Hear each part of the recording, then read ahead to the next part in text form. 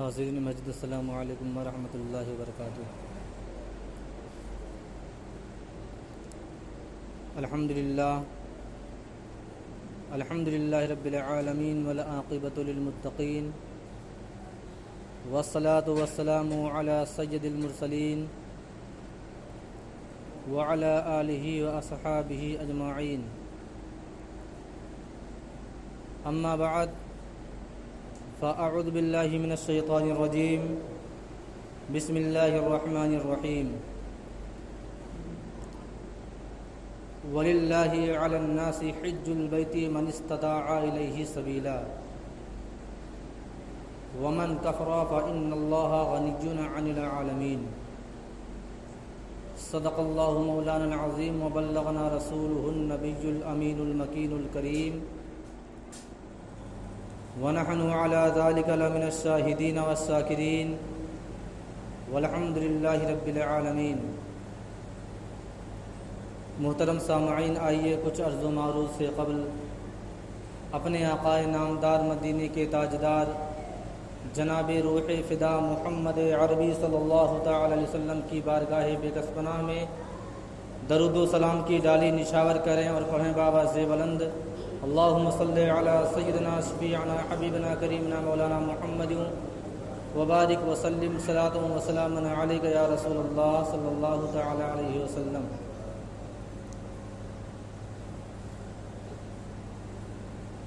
محترم سامعین،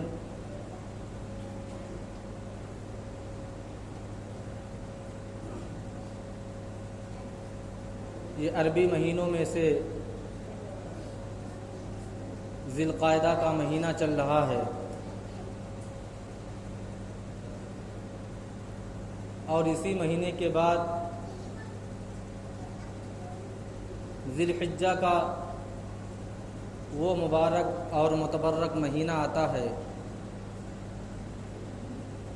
جس میں اللہ تبارک و تعالی ان حضرات کو جن کو مال و دولت سے سرفراز کیا ہے، وہ حج ادا کرنے کے لیے اسی ماہ میں اپنے وطن عزیز سے رخصت ہو جاتے ہیں اور مکہ مکرمہ کی سرزمین پر پہنچ کر کے اللہ تبارک و تعالی کے بتائے ہوئے مطابق اپنے حج کا ارکان ادا کرتے ہیں اور تمام برکتوں اور سعادتوں سے مالا مال ہوتے ہیں۔ میں نے جس آیت مقدسہ کی تلاوت کا شرف حاصل کیا، اللہ رب العزت قرآن مجید میں ارشاد فرماتا ہے، وَلِلَّهِ عَلَى النَّاسِ حِجُّ الْبَيْتِ مَنِ اسْتَطَاعَ إِلَيْهِ سَبِيلًا، جس کا ترجمہ ہوا کہ لوگوں پر اللہ کے لیے حج کرنا ضروری ہے۔ کس کے لیے؟ جو اس راستے پر جانے کی، چلنے کی استطاعت رکھتے ہوں، یعنی اللہ تبارک و تعالی نے آپ کو اگر اس قابل مال و دولت عطا کیا ہے کہ آپ مکہ مکرمہ کی سرزمین کا سفر کر کے اور اپنے تمام اخراجات، دیگر خرچ وغیرہ برداشت کر سکتے ہیں، تو اس وقت آپ پر حج فرض ہو جاتا ہے۔ اسلام کی بنیاد 5 چیزوں پہ رکھی گئی ہے، جس میں توحید ہے، نماز ہے، روزہ ہے، حج ہے، زکوٰۃ ہے۔ لیکن حج ایک ایسی عبادت ہے اللہ تبارک و تعالیٰ کی کہ اگر اللہ تبارک و تعالیٰ نے آپ کو اس قابل سمجھا ہے، آپ کو اس لائق بنایا ہے، اور آپ کو اللہ تبارک و تعالیٰ نے مال و دولت دے رکھی ہے، اتنی مال و دولت آپ کے پاس ہے کہ آپ اپنا زاد راہ جو مثلا ہندوستان کی سرزمین سے مکۃ المکرمہ کی سرزمین تک جو بھی اخراجات ہوتے ہیں، جو خرچ ہوتے ہیں، اس کے علاوہ جتنے دن آپ اس مبارک سرزمین پر رہتے ہیں، مثلا اگر آپ 40 دن کے لیے جاتے ہیں تو اس 40 دن کا اخراجات جو خرچ ہوتا ہے، آپ اتنی رقم اپنے گھر پر رکھیں اور اس میں آپ کے پریوار کا، آپ کے بال بچوں کا خرچ پورا ہو جائے، تو اب اس حالت میں آپ پر حج فرض ہو جاتا ہے۔ اسی دنیا میں، اسی سرزمین پر بہت سے ایسے حضرات بھی ہیں کہ جن کو اللہ تبارک و تعالیٰ نے بہت ہی زیادہ مال و دولت سے سرفراز کیا ہے، لیکن اگر اللہ تبارک و تعالیٰ نے ان کو حج کرنے کی توفیق نہیں دی ہے تو آپ یقین جانیں کہ اس کی زندگی ختم ہو جائے گی، اس کی عمر تمام ہو جائے گی، لیکن حج کے ارکان ادا نہیں کر پائے گا۔ یہ تو اللہ تبارک و تعالیٰ کا اپنے ان خاص بندوں پر بڑا فضل، بڑا کرم ہوتا ہے کہ جن کو اللہ تبارک و تعالیٰ نے مال و دولت بھی عطا کیا، ان پر فرض بھی ہو گیا اور وہ ادا بھی کر لے گئے۔ بہت کم حضرات ایسے نظر آتے ہیں، کیونکہ آپ کی نگاہیں خود مشاہدہ کرتی ہوں گی کہ آپ کے جاننے میں، آپ کے نظر میں بہت سے ایسے حضرات ہوں گے جن کو اللہ تبارک و تعالیٰ نے بہت سی مال و دولت دے رکھی ہے، لیکن ان کی زندگی ختم ہو جاتی ہے لیکن حج ادا نہیں کر پاتے۔ کیوں؟ اس وجہ سے کہ اللہ تبارک و تعالیٰ کی بارگاہ میں، اس کی مبارک سرزمین پر کعبہ کا طواف وہی کرتا ہے جس کو اللہ تبارک و تعالیٰ نے توفیق دی ہے، ورنہ مال و دولت والے بہت سے ایسے حضرات ہیں جو مال و دولت اکٹھا کر کے رکھے ہوئے ہیں، بینک بیلنس بھی ہے، لیکن اس کے باوجود حج کے فریضے کو انجام نہیں دے پاتے۔ اور جبکہ وہ حضرات جن کو اللہ تبارک و تعالیٰ نے اہل ثروت بنایا ہے، اور جب ان پر حج فرض ہو جاتا ہے تو قرآن شریف میں بھی اس کی بڑی وعیدیں آئی ہیں، حدیث شریف میں بھی اس کا ذکر ہے، اور مشکات شریف ایک حدیث کی کتاب ہے، اس میں آقائے نامدار حضور تاجدار مدینہ صلی اللہ تعالی علیہ وسلم ارشاد فرماتے ہیں کہ جن پر حج فرض ہو گیا ہے، اگر وہ حضرات حج ادا نہیں کرتے تو ممکن ہے کہ ان کا خاتمہ یہودی ہو کر کے یا عیسائی ہو کر کے ہوگا۔ سوچئے حدیث شریف میں کتنی بڑی وعید آئی ہے کہ اللہ تبارک و تعالیٰ نے جن کو مال و دولت سے سرفراز کیا ہے، اگر وہ حج نہیں ادا کرتے تو ان پر کتنی بڑی وعید ہے کہ ان کا خاتمہ جب ہوگا، ان کا انتقال جب ہوگا تو یا تو یہودی کی حالت میں ہوگا یا تو عیسائی کی حالت میں ہوگا۔ سوچنے کی بات ہے، لیکن کچھ ایسے حضرات بھی ہوتے ہیں جن کو اللہ تبارک و تعالیٰ نے مختصر سی مال و دولت دی ہے، لیکن اللہ تبارک و تعالیٰ ان کے دل میں ایسی تڑپ عطا فرماتا ہے، ایسا جذبہ عطا فرماتا ہے کہ کسی طریقے سے رزق حلال کو اکٹھا کر کے اللہ تبارک و تعالیٰ کی اس مبارک سرزمین پر حج ادا کرنے کے لیے سب سے پہلے حاضر ہو جاتے ہیں۔ بہرحال اللہ تبارک و تعالیٰ ان حضرات کے حج کو قبول فرمائے جن کو اللہ تبارک و تعالیٰ نے حج کرنے کی توفیق دی، اور جو حضرات حج کرنے کا ارادہ کر لیے ان کا فارم بھی پاس ہو گیا، ان کا ٹکٹ بھی کنفرم ہو گیا، اللہ تبارک و تعالیٰ ایسے لوگوں کے حج کو قبول فرمائے۔ پچھلے زمانے میں جب جہاز کا انتظام نہیں تھا، جب لوگ کسی طریقے سے پیدل یا گھوڑ سواری سے یا دیگر سواری سے چل کر کے مکۃ المکرمہ کی سرزمین پر حج ادا کرنے کے لیے پہنچتے تھے، اسی زمانے کی بات ہے کہ ایک اللہ کے ولی جن کا نام مالک بن دینار ہے، وہ بھی اللہ تبارک و تعالیٰ کی بارگاہ میں حج ادا کرنے کے لیے پہنچتے ہیں۔ مکۃ المکرمہ کی سرزمین پر جب طواف کعبہ کا نظارہ کرتے ہیں تو کیا دیکھتے ہیں کہ لاکھوں کی تعداد میں اللہ تبارک و تعالیٰ کی وحدانیت کا اعلان کرنے کے لیے اور اس کی عبادت و ریاضت ادا کرنے کے لیے اور حج کا فریضہ ادا کرنے کے لیے لاکھوں کی تعداد میں لوگ اکٹھا ہیں۔ لیکن جب حضرت مالک بن دینار رحمۃ اللہ تعالی علیہ نے اللہ تبارک و تعالیٰ کی بارگاہ میں عریضہ پیش کیا، اے مالک، اے پروردگار، تیری بارگاہ میں تو لاکھوں لوگ حج ادا کرنے کے لیے اکٹھا ہوتے ہیں، اے تبارک و تعالیٰ، میں یہ جاننا چاہتا ہوں کیا اس سال جبکہ لاکھوں کی تعداد میں حاجی اکٹھا ہیں، مولا پروردگار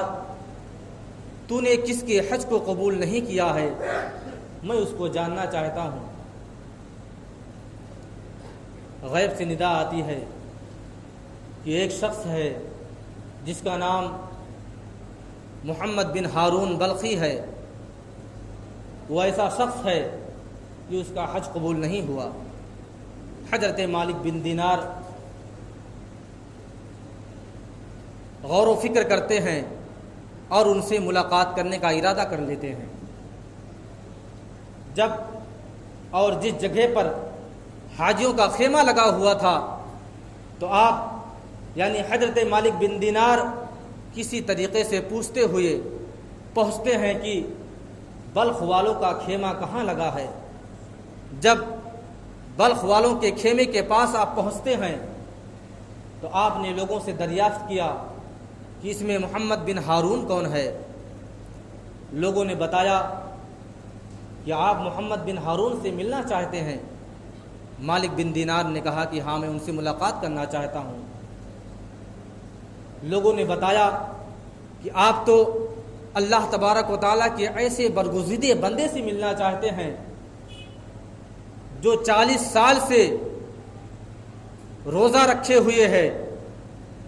جس کا روزہ ترک نہیں ہوا اور جس کی عبادت کا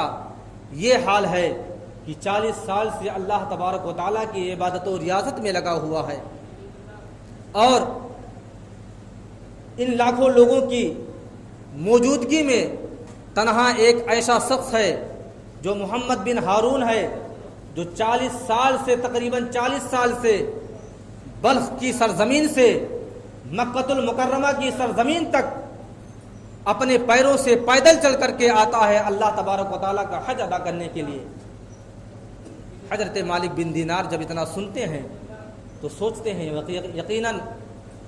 اللہ تبارک و تعالیٰ کا بڑا برگزیدہ بندہ ہے، لیکن میں نے جب اللہ تبارک و تعالیٰ کی بارگاہ میں عریضہ پیش کیا تو اللہ تبارک و تعالیٰ نے کہا،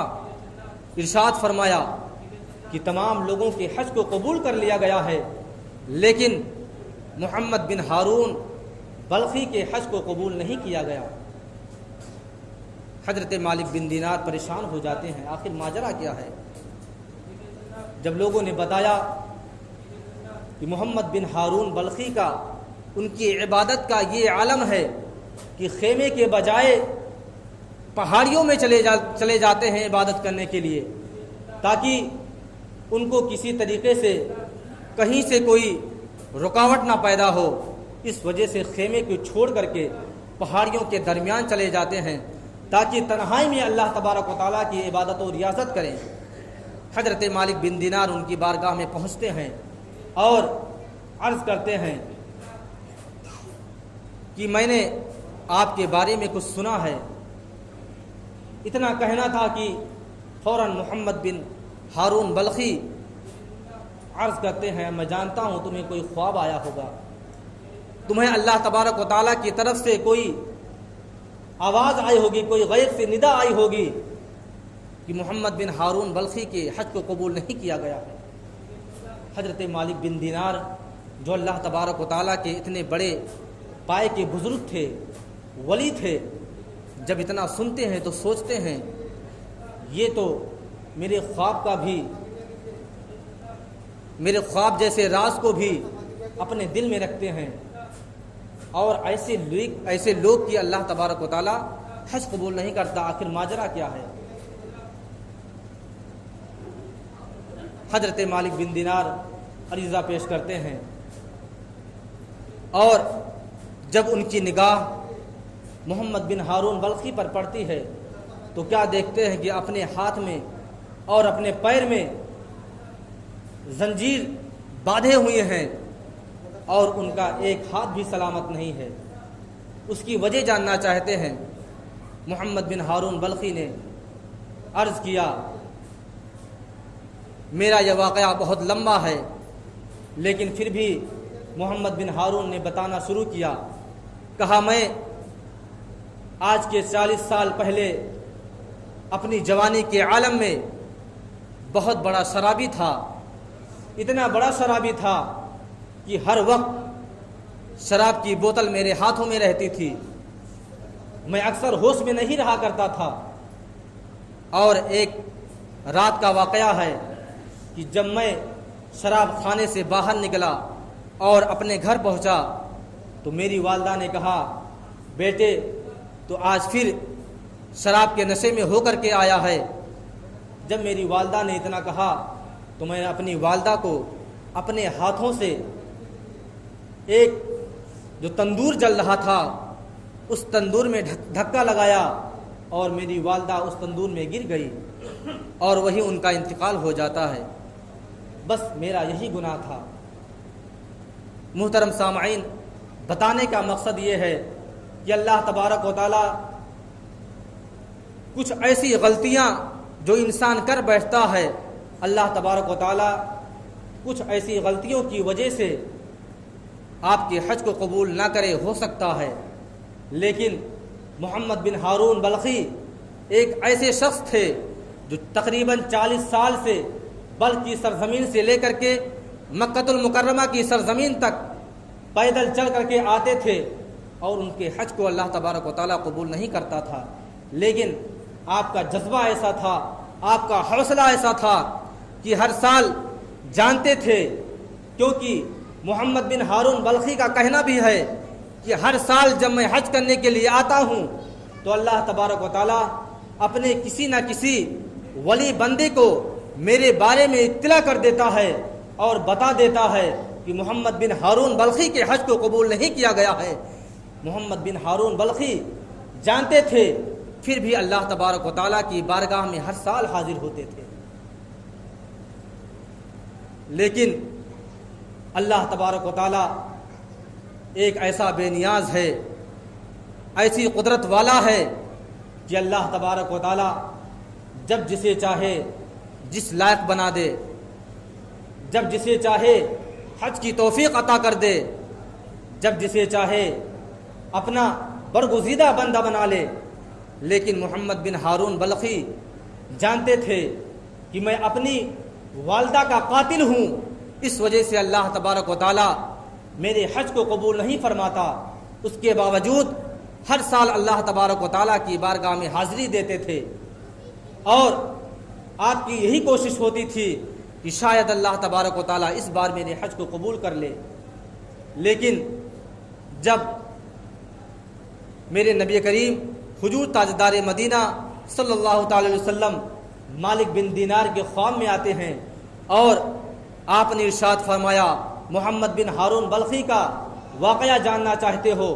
اس کی آخرت میں وہ کیا پایا وہ جاننا چاہتے ہو، تو مالک بن دینار عریضہ پیش کرتے ہیں، اے آقا نامدار، یقیناً میں جاننا چاہتا ہوں۔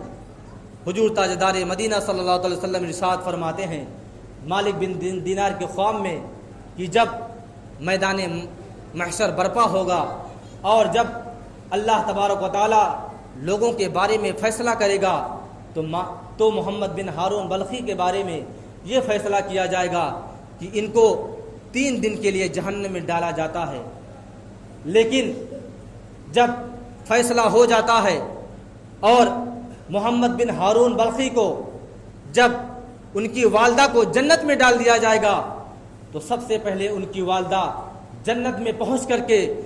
اللہ تبارک و تعالیٰ کی بارگاہ میں سوال کرتے ہیں، مولا تعالیٰ پروردگار تو بے نیاز ہے،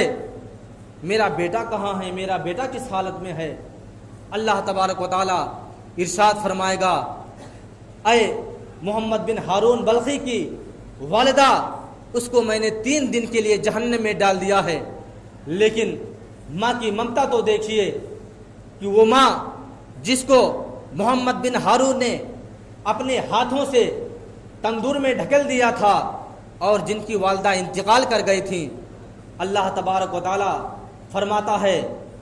کہ محمد بن ہارون بلخی کو صرف 3 دن کے لیے جہنم میں ڈالا گیا ہے، لیکن ماں کی ممتا ایسی تھی۔ آپ